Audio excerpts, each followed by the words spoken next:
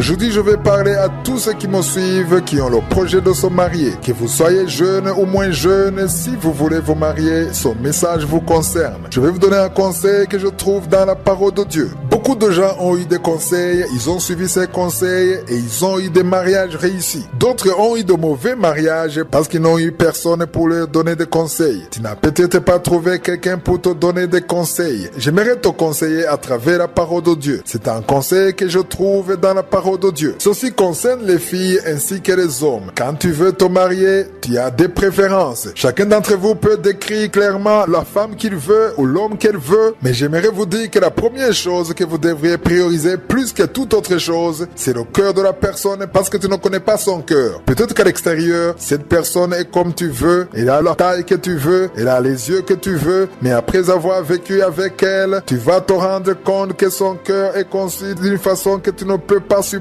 Ce qui va être difficile pour toi de vivre avec elle. Tu peux avoir une vie très difficile parce que tu as voulu considérer l'extérieur et non le cœur de la personne. Le conseil que je vais te donner, je le trouve dans Jérémie chapitre 17 verset 10. Ce verset dit: moi l'Éternel, j'éprouve le cœur. Et si on comprend que personne d'autre ne peut voir ce qui est à l'intérieur d'un cœur, si ce n'est je suis. C'est le conseil que je veux vous donner aujourd'hui. Il faut que vous sachiez que le cœur d'un homme, c'est Dieu seul qui le connaît. Tu peux voir quelqu'un de l'extérieur. Il te sourit, il te parle bien parce qu'il veut te gagner. Il te courtise parce qu'il veut que vous soyez mariés. Il veut que tu lui appartiennes en tant que femme ou mari. Il aura une façon de se conduire devant toi, mais cela ne révèle pas son cœur. C'est Dieu seul qui connaît son cœur. Si c'est Dieu seul qui connaît son cœur, que vas-tu faire? Le conseil que je vous donne est celui-ci. Si c'est Dieu seul qui connaît le cœur de cette personne, avant de t'engager, avant de prendre la décision de te marier, prie d'abord pour son projet de mariage. Ça, c'est la première chose. Il faut prier pour le projet de mariage. Cependant, si tu es déjà engagé avec quelqu'un qui est ton fiancé ou ta fiancée maintenant, ce que je te souhaite et ce que je te suggère dans ces moments d'attente, c'est de prier en parlant à Dieu qui connaît son cœur, car toi, tu ne connais pas son cœur. Ne te trompe pas toi-même en te disant que tu connais le cœur de la personne. Personne ne peut connaître le cœur de quelqu'un à part Dieu. Toi-même qui me suis, tu ne connais pas bien ton cœur. Tu ne connais qu'une seule partie. Il n'y a que Dieu qui connaît ton cœur entièrement. C'est pourquoi si tu veux te marier avec une personne jusqu'à ce que la mort vous sépare, il est important que tu pries pour que je suis te dirige. Son cœur peut être un piège pour toi dans votre mariage. Ça peut te pousser loin de Dieu. Cela peut te pousser dans des problèmes que tu n'aurais jamais pu connaître. Mais prie, demande à Dieu de te dire si cela est conforme à son plan ou pas. Et si c'est son plan, qu'il vous accompagne. Si ce n'est pas son plan, qu'il ferme la porte. C'est ce que je dis toujours aux jeunes qui veulent se marier. Prie afin que ce qui ne vient pas de Dieu soit fermé et que ce qui fait partie de son plan soit ouvert. Car si la parole de Dieu nous dit que je suis a pour nous de bons projets, parmi ces bons projets, il y a aussi le projet de mariage. Je suis toujours étonné quand je vois les enfants de Dieu qui disent que je suis a pour nous de bons projets, mais quand arrive le projet de mariage, ils veulent se charger de tout. Ils veulent choisir eux-mêmes. Si tu ne veux pas que je suis entre dans ton projet de mariage, ça veut dire que tu fais confiance à ta propre personne. Tu crois en toi. Mais la parole de Dieu nous dit que personne ne connaît le cœur de l'homme si ce n'est l'Éternel. Donc c'est je suis seul qui connais le cœur de l'homme ou de la femme. C'est pourquoi il faut prier. Demande que je suis te dirige. Lui qui peut voir là où tu ne vois pas. Il sait ce qui va se passer le mois prochain, l'année prochaine,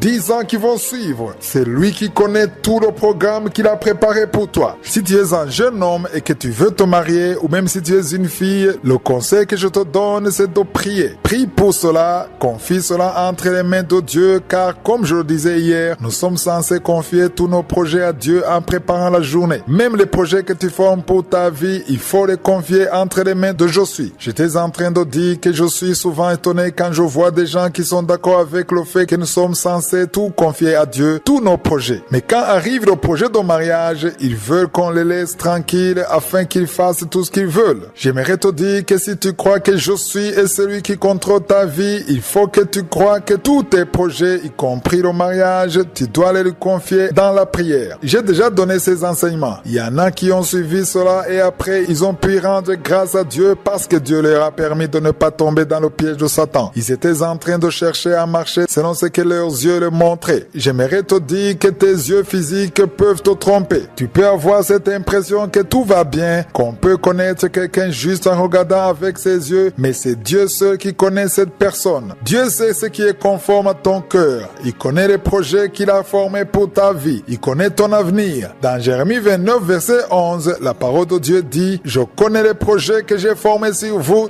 dit l'Éternel, projets de paix et non de malheur, afin de vous donner un avenir et de l'espérance. » Je veux que tu comprennes que Dieu connaît les projets qu'il a formés pour ton avenir. Si tu es encore célibataire, sache que Dieu connaît les projets qu'il a formés pour toi. C'est pourquoi de la même façon que tu pries pour le travail que tu auras, pour ce que tu veux faire, prie aussi pour ton mariage afin que Dieu te dirige. Je veux que vous compreniez que Dieu est censé vous diriger en tout. Quand il te dirige, ce qui n'est pas à lui, il ne le permettra pas. Prie toujours afin que ce qui n'est pas à lui n'arrive pas dans ta vie. C'est ce que Jésus nous a enseigné dans Matthieu 6, verset 10. Ces paroles sont puissantes. Comprendre qu'au ciel, Dieu a déjà achevé ce qu'il a préparé pour notre vie sur terre. Notre rôle se limite à prier afin que ce que Dieu a déjà terminé au ciel soit accompli dans son monde. Si tu n'as pas encore compris cela, tu vas te retrouver en train d'essayer plein de choses. Tu te retrouveras en train de vivre selon tes émotions, mais il est important que tu marches selon la parole de Dieu. Prie pour ton projet de mariage. Confie-le à Dieu. Dis à Dieu que tu veux être dirigé par lui afin que ce qui ne vient pas de lui ne marche pas, afin que ce qui est à lui marche. Je t'assure que si tu fais cette prière sans être penché, si tu t'attends à accepter la volonté de Dieu, la volonté de Dieu sera accomplie dans ton mariage. Ici, je m'adresse particulièrement à ceux qui ne sont pas encore mariés. Tu es peut-être en train d'écouter ce message alors que tu es déjà marié. Sache que même si tu te dis que tu n'as pas prié, ce que je dis souvent dans cette émission, même si tu penses t'être trompé de partenaire, même si tu as trouvé plus tard que cette personne n'est pas comme tu t'imaginais, si tu es déjà marié, il faut savoir qu'il y a déjà une alliance entre vous. Tu ne dois pas quitter cette personne. Vous devez rester ensemble. C'est ton mari ou c'est ta femme. Ce que tu es censé faire, c'est prier afin que Dieu te fortifie et c'est lui qui pourra enlever toute chose qui fait que votre mariage ne marche pas. Dans ce message, je suis en train de parler à ceux qui ne sont pas encore mariés. Même si tu es déjà fiancé, prie pour cela, prie pour lui ou pour elle. Confie cela entre les mains de Dieu. C'est toujours une bonne chose de prier. C'est très important. Ne prie pas en insistant, en disant à Dieu que tu veux absolument que ça marche. Dis-lui que tu veux être dirigé par lui. C'est lui qui te guide vers son plan parfait. Si c'est sa volonté qu'il accomplisse cela, mais si ce n'est pas sa volonté qu'il ferme cette porte et que cela n'arrive pas, je te souhaite de rester dans le plan de Dieu parce que dans Ephésiens 2, verset 10, il est écrit que nous avons été créés en Jésus-Christ pour de bonnes œuvres que Dieu a préparées d'avance afin que nous les pratiquions. Nous ne sommes pas censés marcher selon nos programmes, mais nous sommes censés marcher selon ce que Dieu a préparé d'avance. Le conseil reste le même. Prie pour ton projet de mariage afin que Jésus se manifeste dans tout ce que tu vas préparer.